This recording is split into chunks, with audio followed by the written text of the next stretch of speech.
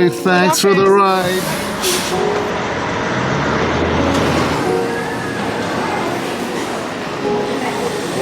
Breakfast of Champions.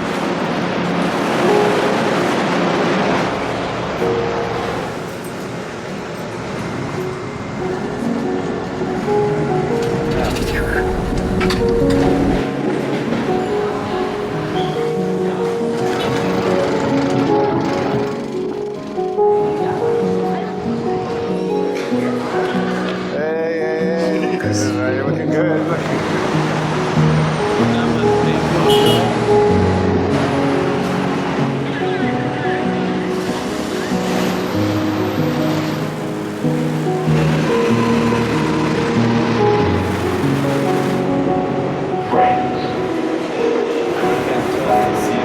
Be asked to leave the purpose 7 local train.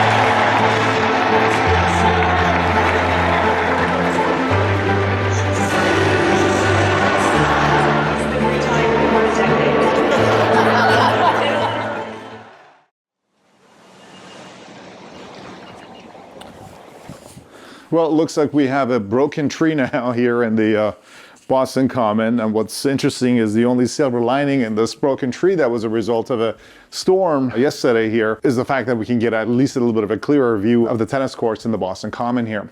All right, so as you saw, I just came back from the US Open final that I attended over just the weekend, last weekend in New York City. My brother was kind enough to get the whole family here tickets to go to the final, and we went there, had a wonderful time. It was great, and came back, and this morning I went to work, and I came back and had a conversation on the way back with my son on the experience of watching Djokovic play and win his 24th Grand Slam title, and the level of mastery required to achieve something like that. And the question that became obvious was, what is mastery, and what is it, how it can be achieved?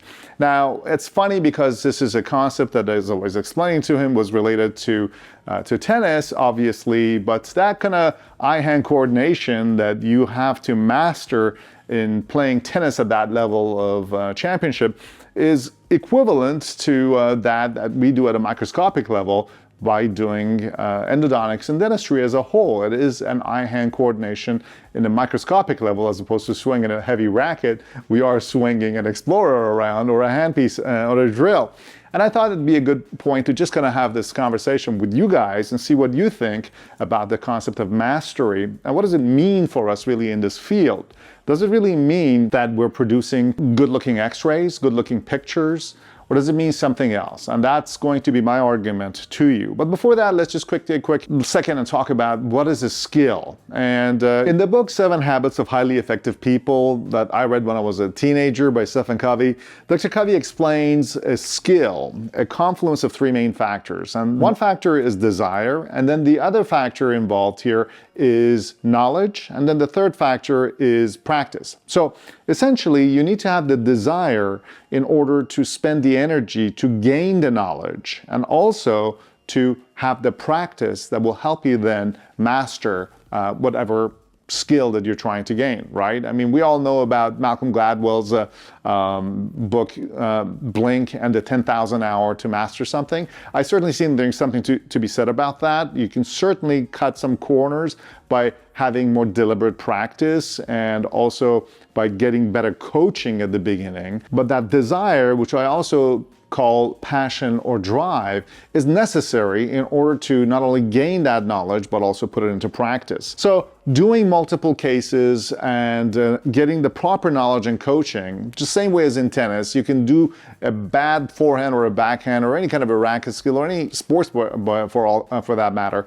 Anything that you do over and over is not necessarily going to improve your success rate or make you better unless you're doing it in a deliberate manner and you're also tapping into a reservoir of knowledge for best practices in that specific skill. And that's where coaching and tutelage and kind of a apprenticeship and all of those things have come. And these are, concepts as old as time. Among us in humans, we've been doing these things forever, and that's been really the result of not only just mastership, but also improvement in the quality of our lives and culture over time. It's been a learned concept that has been improved over time. So, as I said, then this is the way we develop this skill, and that's how we hone through practice. And the 10,000 hours or 10,000 cases are really true things. In the skill literature, it shows that you need to do something, you need to put about 10,000 hours into something in order to develop real skill and real mastery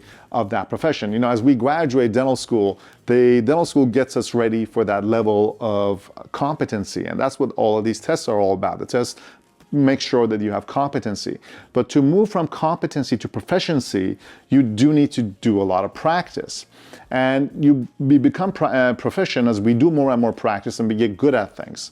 However, to move from proficiency to excellence, that's that whole other level where in the book From Good to Great, the author Collins talks about how you can get those catalytic mechanisms to really improve yourself, to get from good to great or achieve that level of excellence. That comes by really having the desire to learn the best practices and then be conscientious enough to be constantly and forever improving in your desires to get better. And that's what the Japanese call kaizen. And that's a concept in practice that is necessary in order to improve in the quality of the product you produce. Now, let's get that from that of skills and so on, which then results into the art of things. And what art is essentially an exceptional ability to conduct any human activity.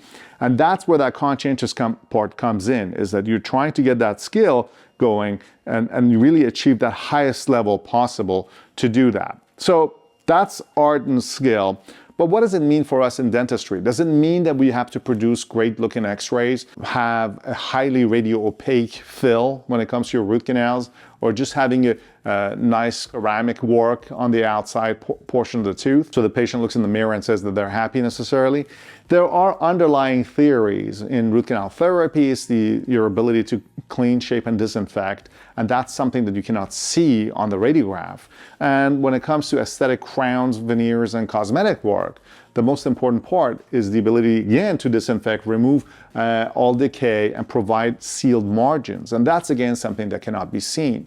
And that creates a problem in our field, and that is that people can get short-term results very easily at the expense of long-term problems. And that is somewhat of a challenge in our field, because the conscientious people that are very good may not necessarily always be rewarded. At the same time, we just have to also understand that the quality of work, the way we've been explaining it in the past, has been merely, and what we learn in dental school primarily, as I mentioned, you leave with a level of proficiency. But what is that proficiency all about? It's primarily a function of you achieving certain principles, scientifically based, as well as some opinion based, if you will, to implement into the dentistry and mechanical dental part of things. But in my opinion, equally important, and you could even argue more important components of your success as a dentist in private practice is not necessarily just how well you can drill a tooth, but how you can make people feel. And I don't mean that necessarily by just the anesthesia, which is an important part because nobody wants to feel pain, but also in terms of how you render the services that you render to your patients. So this is an important part that oftentimes gets neglected in dental school, where we are all just so focused in terms of learning how to do these procedures, and somehow now, especially driven by social media and some of the misguidance of some of the younger graduates, we end up falling in love with just technology and buying new and more expensive things in order to improve the quality of our work. Whereas the most important part of improving the quality of your work is not just the technical parts of what you do, but in the way you make your patients feel. Your ability to make your patients feel the way they would like to feel during their visit, which starts from the moment they call your office to the way they interact with your staff at the office and your assistant, as well as you throughout the whole procedure, is basically the way your patients are going to judge you throughout their experience with you. And if you just focus primarily on the technical part of it, and worse yet, think that by just buying more and more expensive stuff, you're going to be able to get rid of doing the important part, which is to manage their psychology just as well as managing their oral health, you're going to not have a very successful practice and wonder why, since your hand skills may be excellent, but you may not be having the results that you want with your patients. So to that extent, now taking this whole thing from tennis and Djokovic all the way to this, I want to just kind of make sure that we are all on par with understanding that technology and tools are good and important in terms of us being able to be more effective in terms of rendering the technical part, the eye-hand coordination part of the service that we provide. But equally important, we need to be focusing on the psychology of treatment. And that's essentially what has created this division in the field with the technical people and the cosmetic people. And then we also have these holistic people that have taken advantage of the fact that the technical people have not been paying enough attention to the psychology and are trying to fill in a niche of taking care of patient psychology in a different way and calling it holistic. Now, at our school at Harvard, the idea of holistic dentistry is just, it's funny because all dentistry is holistic. Essentially, you're not treating teeth, you're treating people. You want to be a physician of the mouth as opposed to a tooth carpenter, as I oftentimes jokingly call it. So I feel that there is all of these forces within our profession that are kind of pushing people into different areas of practice. And it seems like just like evolution, people find their own niches to work in. But my view, looking from outside into the big picture, and somebody who's been in practice now for 30 years and have done now over 28,000 cases, so I have seen not only the evolution of the field, but have a more clinical understanding of the way things are run, is that we need to kind of balance out this idea of our technical skills with our human skills. And that's the ideal practitioner. And that should be our goal, so that we find that right balance.